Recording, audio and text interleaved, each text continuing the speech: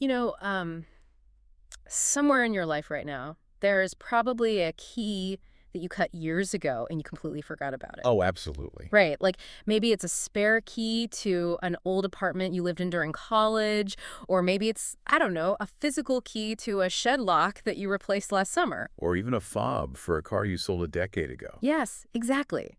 And you don't ever think about these keys anymore because, well, in your mind, the doors are gone, the locks have been changed, the danger is entirely over. Right. It's out of sight, out of mind. Exactly. Except sometimes the door is actually still there, and sometimes that forgotten key still turns the lock. Yeah, and that is a terrifying thought when you apply it to cybersecurity. It really is. I mean, you'd think a forgotten spare key is harmless. But in June 2026, a digital version of that exact mistake allowed a brand new hacker group to breach a who's who of elite cybersecurity firms. It was a massive wake-up call for the entire industry. Truly. Welcome to this VolShield threat intel deep dive. Our mission today is to break down this massive structural vulnerability in modern software. We're going to explain it in plain language. So whether you're a security leader or, just someone trying to understand how your data gets exposed, this is for you. It's a really sobering situation when we look at the timeline and the mechanics of what actually happened. Yeah, and we're keeping this completely fact-based, no hype, no fear-mongering, just the reality of what went wrong. Which is important because there's a lot to unpack. We tend to assume that because the company has, moved on from a project, the access they created during that project just sort of evaporates. So right, like it just magically disappears from the internet. Exactly. But access doesn't evaporate. It just sits there on a server waiting for someone to find it. And to understand how some of the most secure organizations on the planet got compromised, we really have to start with a specific vendor. Okay, so the initial victim in this chain was a company called Klue, right? Yeah, Klue. Yeah. Klue. Right. So for those who don't know, Klue is a market intelligence platform. Their entire business model revolves around helping sales teams build competitive battle cards. Which are super common in enterprise sales. Right. So if you're a sales rep trying to close a deal, Klue gathers data so you know exactly how to pitch your product against a specific competitor. Yeah, it gives you the talking points. Exactly. Yeah. But to do this effectively, Klue's software has to plug directly into a company's customer relationship management system, their CRM. And for most big enterprises, that means Salesforce. Right, Salesforce. Klue is basically the plumbing that connects market research directly into a company's sales database. That's a good way to put it. So on June 11th, 2026, anomalous behavior was spotted inside Klue's integration infrastructure. Okay, June 11. Yeah, and by the very next day, June 12, Klue confirmed that an attacker was inside their network. Wow, that was fast. It was, but Yeah. here is the interesting part. This wasn't some long-established, highly sophisticated nation-state actor with endless resources. Oh, really? No, it was an extortion group calling itself Icarus. And VolShield intel shows that Icarus had only been active since late April 2026. Wait, April. So they were incredibly new to the scene, like barely 2 months old. Barely 2 months old, yeah. Okay, so a brand new extortion group breaches a major data vendor. I mean, the assumption immediately goes to some insanely complex zero-day exploit, right? Like hackers writing custom code in a basement to bypass firewalls. Oh, totally. That's always the first thought. But the VolShield threat intel shows that is not what happened here at all. There was no 0 day. No. None. They used a long-disused but still fully active credential. I guess the forgotten key. Exactly. The Yeah. forgotten key. Years earlier, Klue had created a test login to prototype a third-party integration. So just developers experimenting. Yeah, the devs were building a new feature just to see if it would work. Yeah. Ultimately, they abandoned the project. They never actually shipped the integration to their customers. But they also never turned the credential off. Nope, they left it completely active. Man, it's literally like cutting a spare key for a contractor so they can build an extension on your house. Yeah. And then, you cancel the project before it even starts, but you leave the key hidden under the doormat for 3 years. Yep. You completely forget it's even there. And then one day, a burglar is just walking by, flicks over the mat, and boom, finds the key to your front door. That is exactly what happened. And the attackers just turned the lock and walked right into Klue's systems. The door was just left wide open for them. That is wild. But I think here is the strangest part of this whole incident. The extortion emails. Yes, because while their entry method was devastating, the actual extortion attempt was, almost comically sloppy. It really was. So get this. On June 16, email started landing in the inboxes of staff at companies connected to Klue, and the attacker referred to themselves in the emails as Mr. Bean. Mr. Bean! You can't make this up. Literally Mr. Bean, lowercase, and they sent messages with the subject line, top secret email. It sounds like a bad movie. Right. And the message demanded that the victims communicate within 48 hours using a secure messaging app called Session. So they provided a unique alphanumeric key to, initiate the chat. But then they messed that up too, right? Yes. 38 minutes later, the same attacker sends a follow-up email, and the text just says, quote, "Wrong session, lol," and includes a brand new key for the messaging app. Unbelievable. And they signed it MBeam, which presumably stands for my bad or maybe Mr. Bean. Wow. Just wow. And to top it all off, these extortion emails were being routed through the compromised mail servers of an Australian home goods retailer. Oh, that's right. I remember that from the report. Yeah. They were sending highly sensitive corporate extortion threats through the domains of a company that sells, spatulas and frying pans. It sounds like a complete joke. It feels incredibly amateurish. Yeah. But we really have to separate their communication style from their technical execution here. Why is that? Because while their emails read like a prank, their technical strategy inside Klue's network was absolutely lethal. Right, because Klue was just the stepping stone. Exactly. The reason it was so effective is because Klue itself was never the actual prize. Klue was just the hallway. The attackers wanted to get to the rooms connected to the hallway. Okay, so they are inside Klue's network, but Klue just builds battle cards. Like we said, that's not really a gold mine.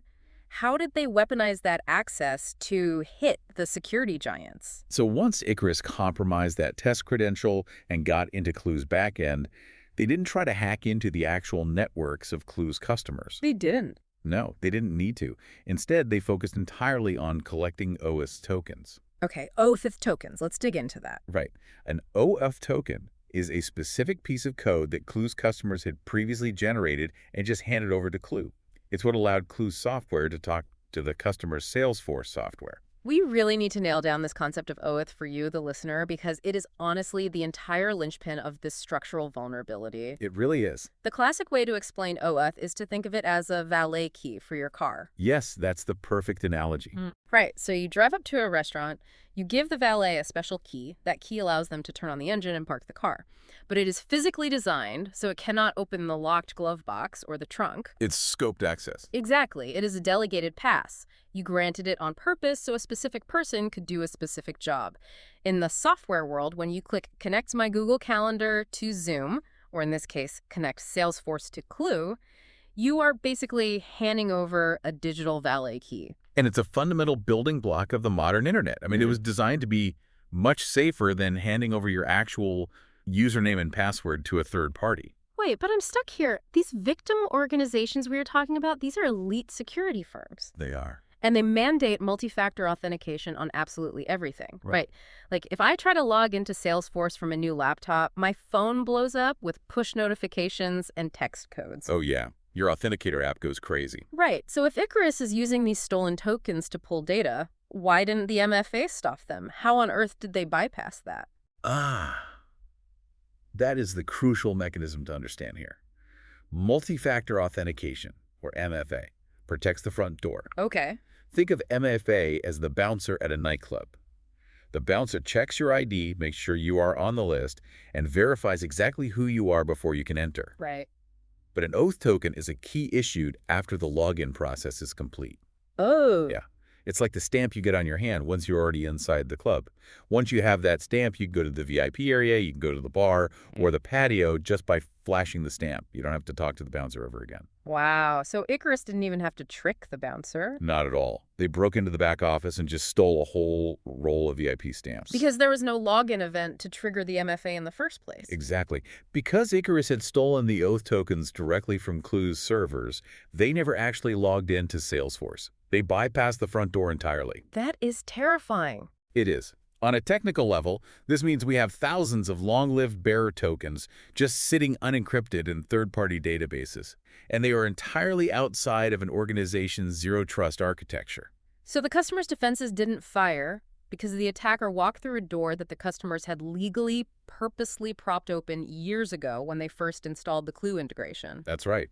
They just took the valet keys they found in Klue's garage, walked right up to the Salesforce cars, and drove off. And because they had these tokens, they didn't have to sit there manually clicking around a website to steal the data, right? No, not at all.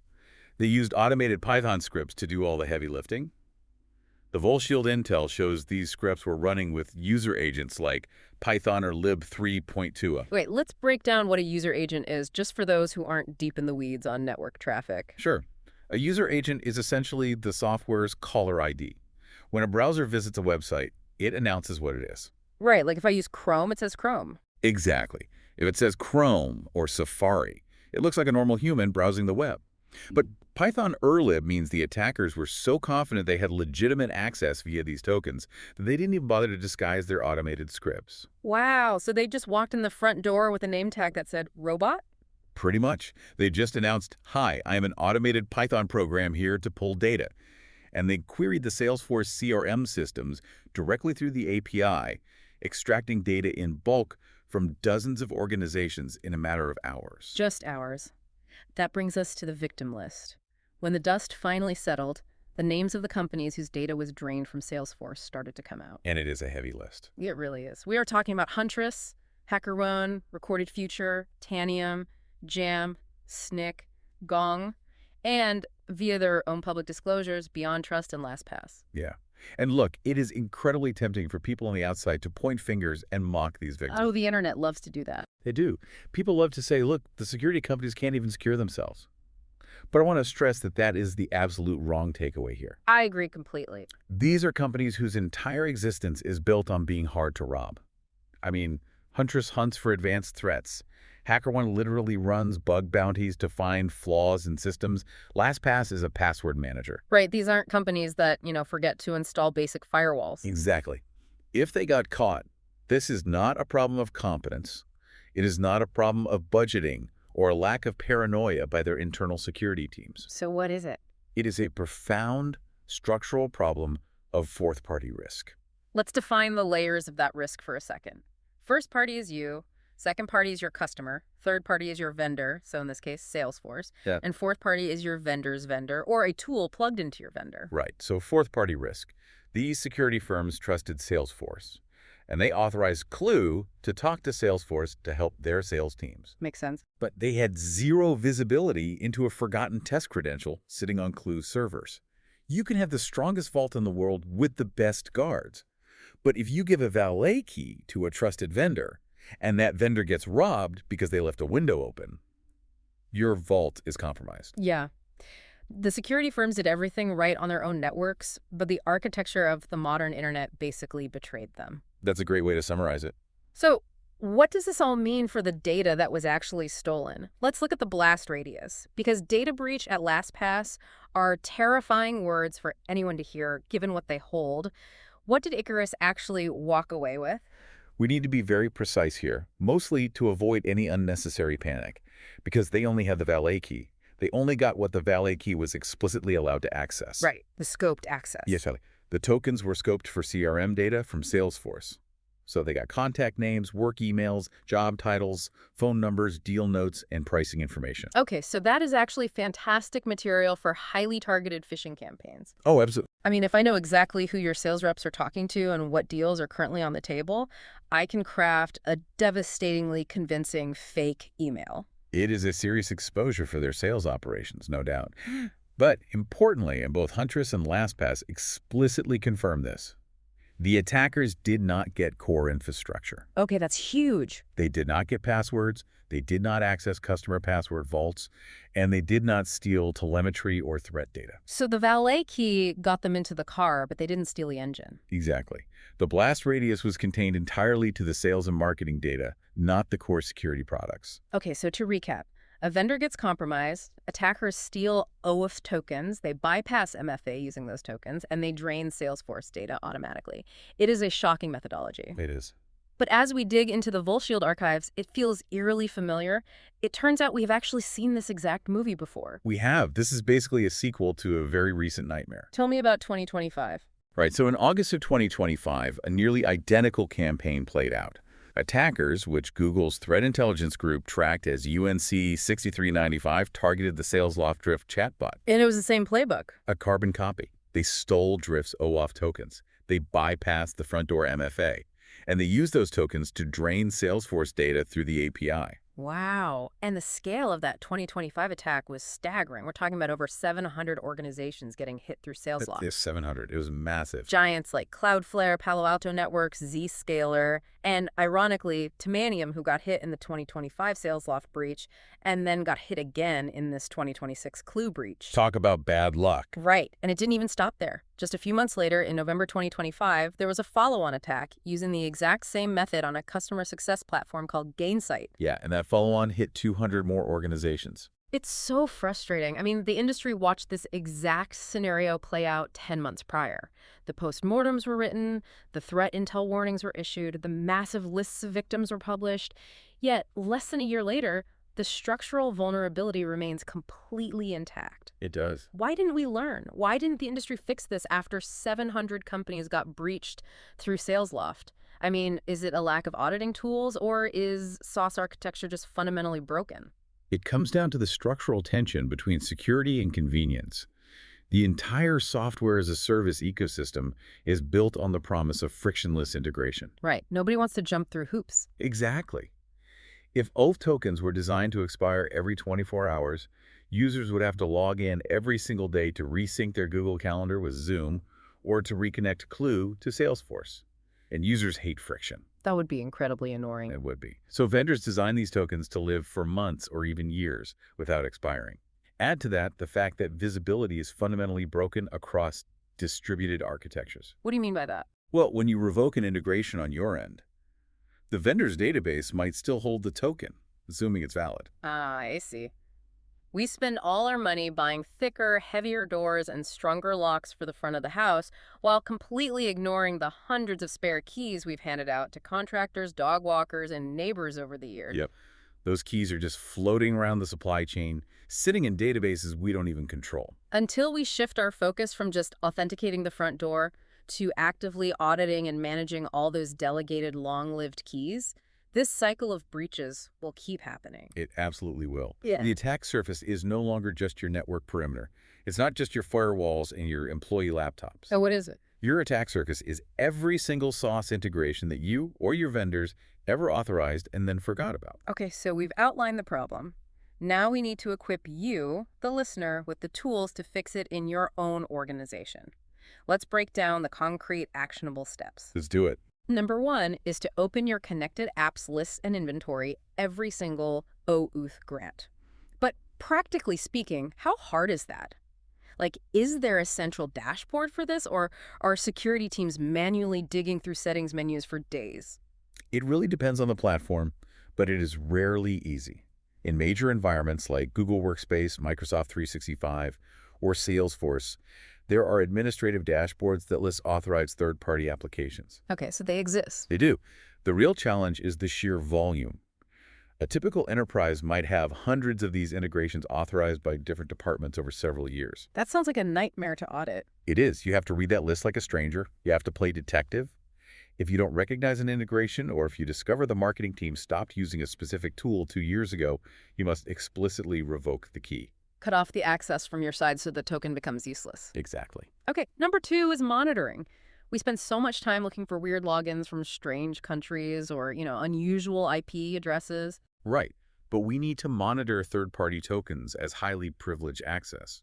If a trusted integration suddenly starts pulling thousands of records at 3 a.m. using an automated script, and that isn't its normal behavior, that should trigger an immediate massive alarm. You have to look at how the tokens are being used, not just assume that because the token is valid, the activity is benign. Exactly. Context is everything. Okay, and number 3 is about the life cycle of your own internal projects. When you are offboarding a dead project, you have to ensure you offboard the credentials too. This is critical. It's not just about turning off the servers or reassigning the developers. If you cut a test key for an integration and you abandon the integration, you must destroy the key. And, this brings us to a much larger issue in the tech industry right now. It's about how we value the people who maintain our systems and the hidden costs of losing them. Yeah, when we were reviewing the source material for this VolShield briefing, there was a detail that really jumped out. It reframes this entire technical failure into a human one. It really does. We talked about that forgotten test credential at Klue, the ghost key that was Tutton left under the mat. Right. Consider this detail from the timeline. In June of 2025, exactly a year before this breach, Klue laid off roughly 100 people. Wow. That was half of its entire staff. Hmm.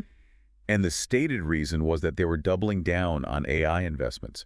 Half the company, just gone.